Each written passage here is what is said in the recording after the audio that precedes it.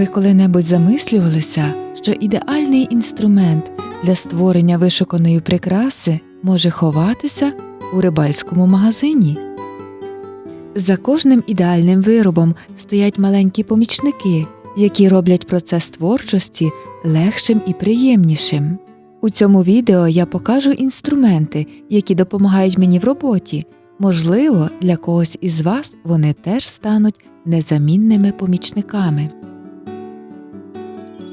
Світло. Дуже важливо добре бачити кожну бісеринку. Щоб очі не втомлювалися, робоча зона має бути якісно освітлена. Я користуюся акумуляторною лампою. Взимку, коли не було електрики, вона стала моїм головним помічником. Лампа має 3 режими освітлення, і це справді важливо, адже блискучий бісер може сильно виблискувати. Я зазвичай обираю середній режим, він найкомфортніший для очей. Робоча поверхня.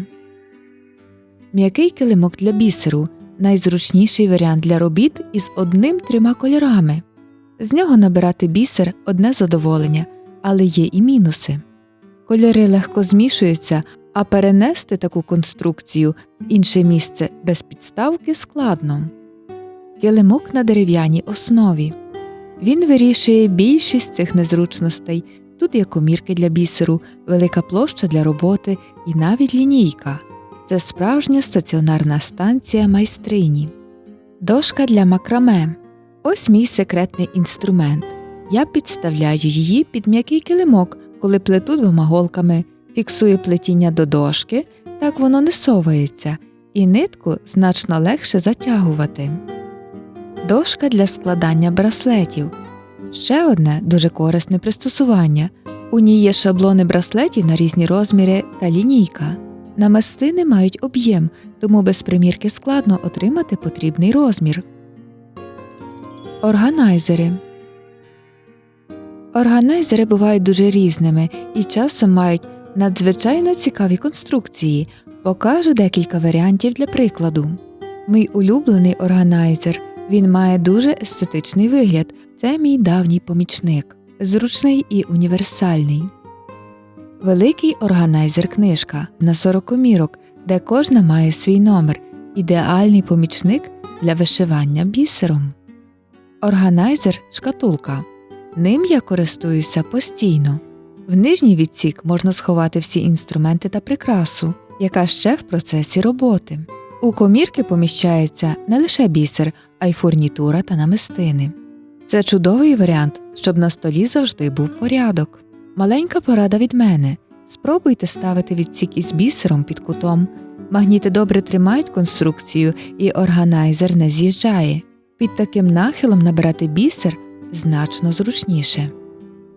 Для невеликих проєктів я використовую пластиковий органайзер, у якому кожна комірка має свою окрему кришечку. Також у комплекті є маленька лійка. Нею дуже зручно висипати бісер з органайзера. Голки. Японські голки для мікробісеру. Саме ними я користуюся найчастіше. У наборі є нитковдівач, корисний інструмент не лише для заправлення нитки в голку, а й для виготовлення зав'язок для прикрас. Голки для ткацтва. Вони товстіші та довші за звичайні. Здвоєні голки. Чудовий варіант для створення прикрас на гумці та виготовлення низок у герданах. Голки з кольоровим маркуванням. Ними зручно працювати в техніках із 2 голками, якщо принципово не плутати їх між собою. Для зберігання робочих голок я використовую магнітні гольниці. Усі голки пораховані і завжди на своєму місці. Станки. Станок для ткацтва бісером – важливий інструмент для майстрів. Він має бути стійким, гладеньким і з правильною різьбою на шпильках. Дуже цікавий інструмент – гребінець із частими зубцями. Він неймовірно пришвидшує заправлення ниток у станок.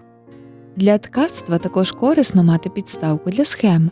Вона допомагає не збиватися з рядів і значно пришвидшує роботу.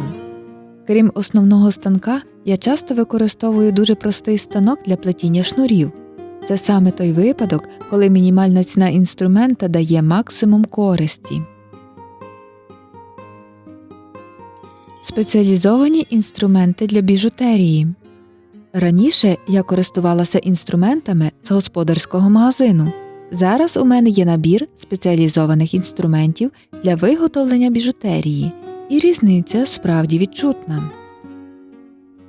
До набору входять плоскогубці для вирівнювання дроту, універсальні плоскогубці, зігнуті плоскогубці для складних ділянок, кусачки для обрізання дроту, круглогубці для надання форми дроту, плоскогубці з нейлоновими накладками для делікатних матеріалів, пінцет для зав'язування вузликів,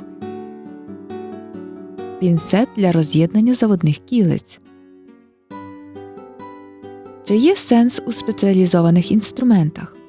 Так, після роботи із звичайними і професійними інструментами можу сказати, різниця велика. Особливо це відчувається при роботі з дрібною фурнітурою. Коли починаєш працювати з кільцями у 3 мм, інструменти з господарського магазину стають надто незграбними.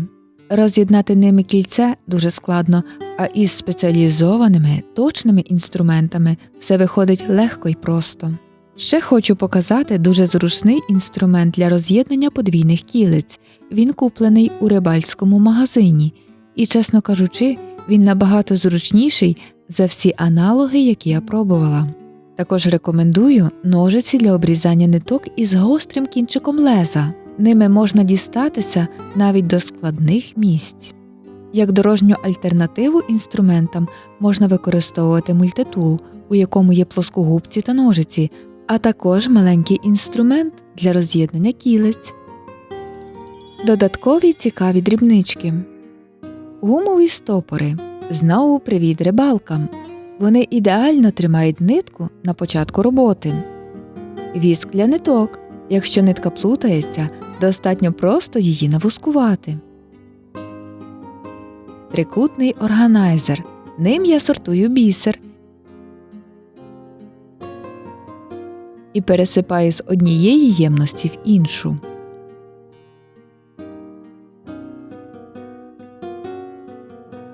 Ложка для набирання бісеру з коробочок на робочу поверхню. Зникаючі маркери – ідеальні для розмітки центру гердана.